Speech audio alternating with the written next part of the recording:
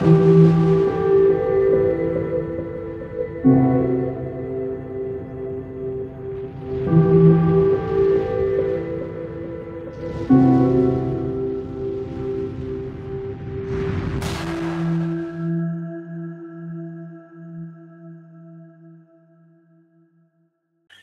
les amis, j'espère que vous allez tous bien. Voilà une nouvelle émission de Face à Face. Vous avez été nombreux à me demander une émission sur la vitamine C. Eh bien, allons-y, que vos vœux soient exaucés. N'hésitez pas à me demander, comme beaucoup le font du reste, les sujets que vous avez envie d'écouter. Alors la vitamine C, bah oui c'est sûr, c'est la vitamine la plus vendue. Vous avez souvent l'habitude, je pense, quand vous avez un petit coup de fatigue, d'aller acheter de la vitamine C à la pharmacie. Et je pense que c'est pas une très bonne idée et je vais vous expliquer pourquoi. La vitamine C, quelle drôle d'histoire cette vitamine C. Et à travers cette histoire de la vitamine C, je vais vous raconter l'histoire d'un homme de génie, 2 fois prix Nobel, qui tomba en disgrâce quand il voulut démontrer que la vitamine C était capable de tenir en échec toutes les maladies dégénératives, y compris le cancer. On est passé de l'encensement au sarcasme en rien de temps. Du jour au lendemain, il fut traité de sénile précoce. Je vous parle du génial chercheur Linus Pauling, 1901, mort en 1994. Il fut docteur en chimie en 1925. Il reçut son premier prix Nobel en 1954 pour ses travaux sur les liaisons chimiques, l'électronégativité et la structure moléculaire. Néanmoins, c'est sa théorie sur la loi de la résonance qui le rendit célèbre dans le monde entier. Fondateur de la biologie moléculaire, il fut le premier à identifier en 1949 une anomalie de la structure moléculaire de l'hémoglobine. Il mena aussi toute sa vie un combat pour faire stopper les essais nucléaires qui, à l'époque, je vous le rappelle, étaient légion dans le monde. Il y avait des essais américains et les essais français, les essais russes. Conscient de l'accumulation dans l'atmosphère des poussières radioactives qui risquaient de compromettre de façon irréversible la santé des générations futures, il présenta en 1958 aux Nations Unies une pétition contre les essais nucléaires signée par plus de 11 000 scientifiques. Son action décisive fut récompensée en 1963, cette fois-ci par un second prix Nobel, celui de la paix. Et c'est au cours des années 70 qu'il va étudier le rôle des vitamines et de la vitamine C en particulier. Ce combat va lui valoir des inimitiés beaucoup plus féroces que quand il s'attaqua au complexe militaro-politico un peu industriel contre le nucléaire. Ça fait juste réfléchir que Big Pharma est très très puissant. Linus Pauling, en fait, se basa sur les travaux d'un autre prix Nobel, Albert Szent-Györgyi, qui, lui, reçut en 1937, justement, un prix Nobel pour ses travaux sur la vitamine C. Alors, la vitamine C, c'est quoi? C'est une combinaison de carbone, d'oxygène et d'hydrogène. On appelle ça aussi acide ascorbique, ascorbate de sodium. On verra la petite différence entre les deux. Alors, comment il s'est intéressé à ça? Il a raconté lui-même. J'ai parlé des nombreuses découvertes scientifiques remarquables qui avaient été faites au cours des 50 dernières années et qui continuent d'être faites, bien sûr. Et j'ai poursuivi en disant que j'espérais vivre assez longtemps pour savoir ce qui serait découvert au cours des 15 ou 20 prochaines années à venir. Un mois plus tard, j'ai reçu une lettre d'un biochimiste, Irving Stone, qui avait assisté à une soirée où ils étaient ensemble et où il faisait un discours. Apparemment, ce que j'avais dit sur mon désir de vivre 20 années de plus l'avait touché. Dans sa lettre, il me disait qu'il aimerait me voir rester en bonne santé, non pas 15 ou 20, mais 50 années, s'il le fallait, de plus. Il me donna la description d'un régime à base de vitamine C à haute dose qu'il avait mis au point au cours des 30 années précédentes et me disait que si je prenais des quantités importantes de vitamine C, ma santé s'en trouverait améliorée. Pour étayer ses préconisations, il joignait les copies de 4 articles de recherche qu'il avait publiés récemment sur les liens entre vitamine C et santé. Tous ces articles avaient du sens. Et on lui a fait confiance, et ma femme et moi avons commencé de prendre des doses importantes de vitamine C, 3 grammes par jour, ce que le docteur Stone avait recommandé. Les effets de ce régime ne se firent pas attendre. C'est une impression de bien-être, de bonne forme permanente. Et les Pauling constatent bientôt avec étonnement que les rhumes dont ils étaient fréquemment victimes ont totalement disparu. La vitamine C améliore précisément nos métabolismes vitaux. La vitamine C participe à l'élaboration du collagène, du cartilage osseux, de la peau, des artères et de bien d'autres éléments corporels. On a constaté que la vitamine C améliore la vision, notamment chez le sujet âgé. Linus Pauling s'associa alors avec Ewan Cameron, un autre docteur, et c'est là que commençèrent leurs véritables recherches sur la vitamine C. Linus disait « J'étais fasciné par l'idée que ces substances que l'on prend généralement à doses infimes pouvaient avoir des effets bénéfiques sur la santé lorsque on en ingérait des quantités 100 à 1000 fois plus élevées. » Alors vous allez me dire « Mais Sylvanou, quand même, ça va pas.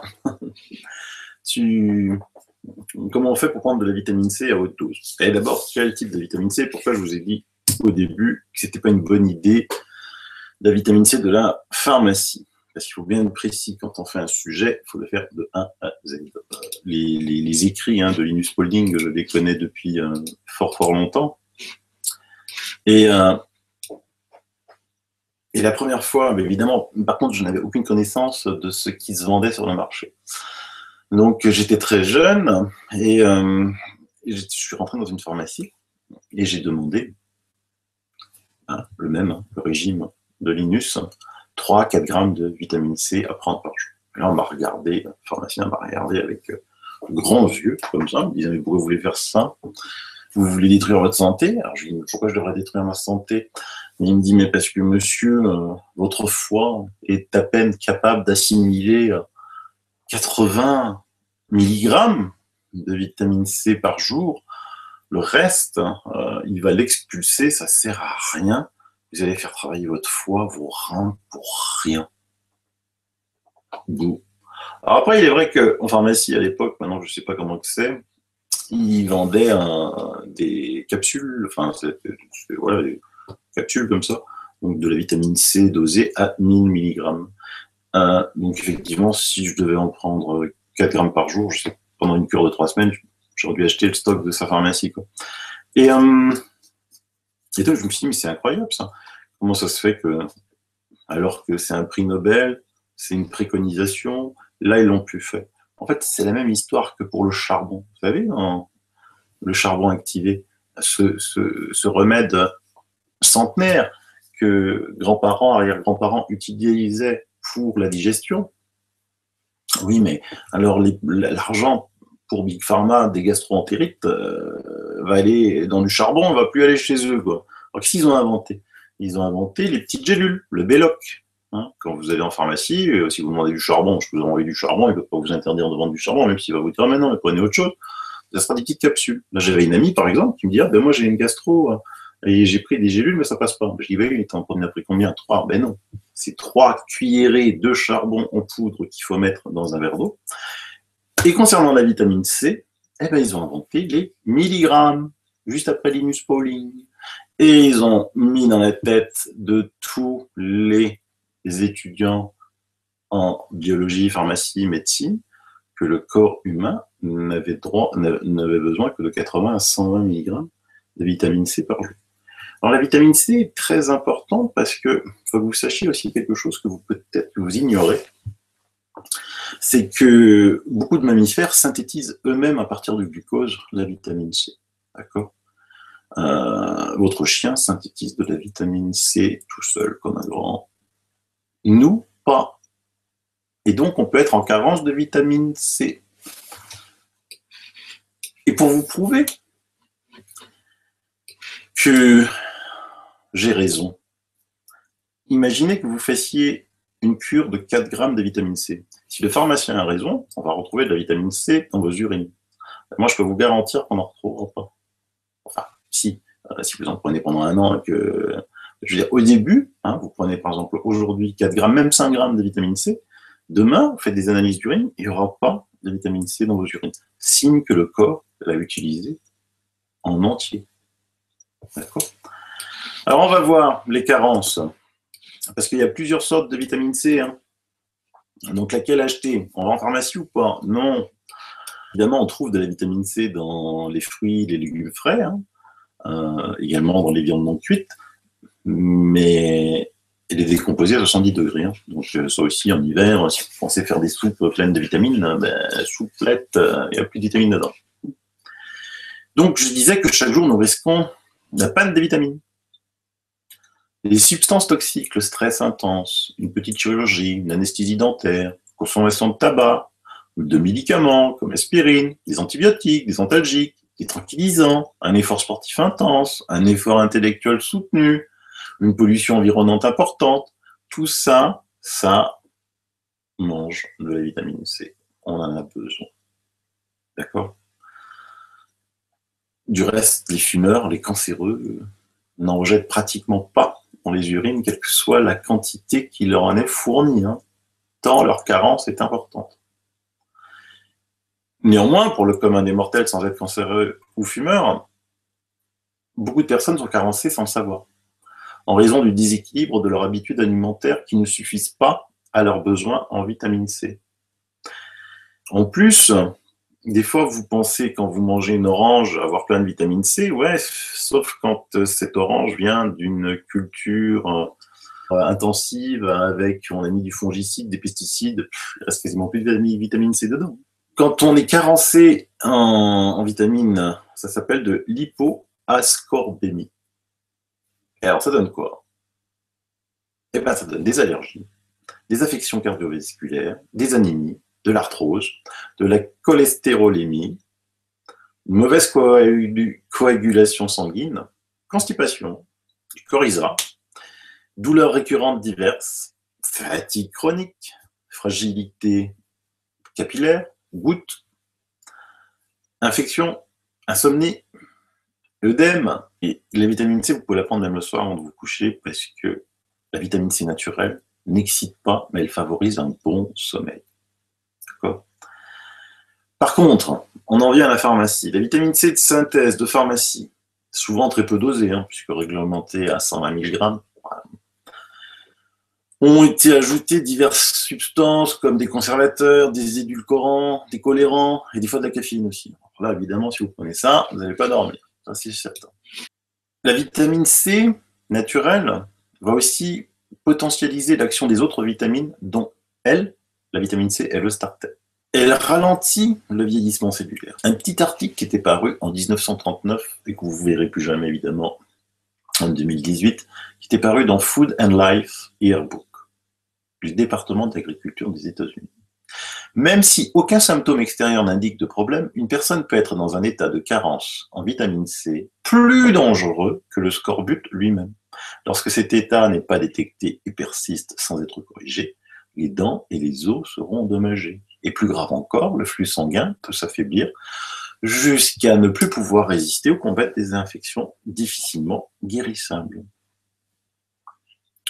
Alors, quelle est la cure de vitamine C à prendre ? Vous pouvez faire une petite cure de commencer 2 grammes, 3 grammes, jusqu'à monter jusqu'à 5 grammes de bonne vitamine C. Donc, il faut de la bonne vitamine C, si vous la voulez en pastille, vous l'achetez en magasin bio. Surtout la vitamine C d'acérola, il n'y a pas d'additif. Il faut savoir qu'il y a aussi la vitamine C injectable. Moi, je suis à Strasbourg, de l'autre côté du Rhin, là, en Allemagne.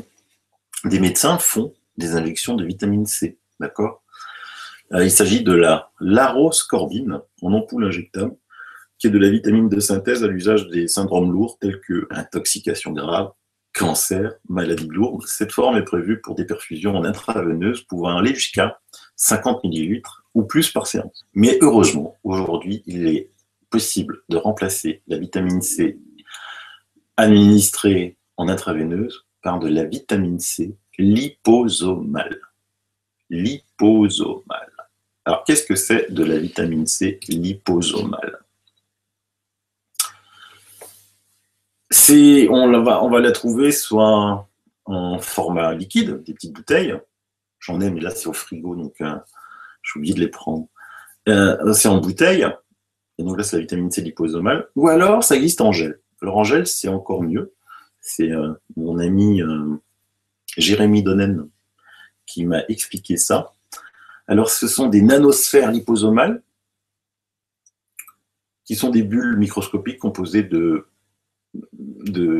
sortes de corps gras qui vont faire que, grâce à cette architecture de corps gras, on va pouvoir aller traverser le tube digestif sans que les enzymes, les sucs digestifs, les sels biliaires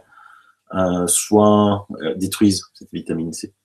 Donc la quantité de substances réellement actives est multipliée par 5 à 10 par rapport à une vitamine C classique. Donc ce sont des sachets de 1 gramme.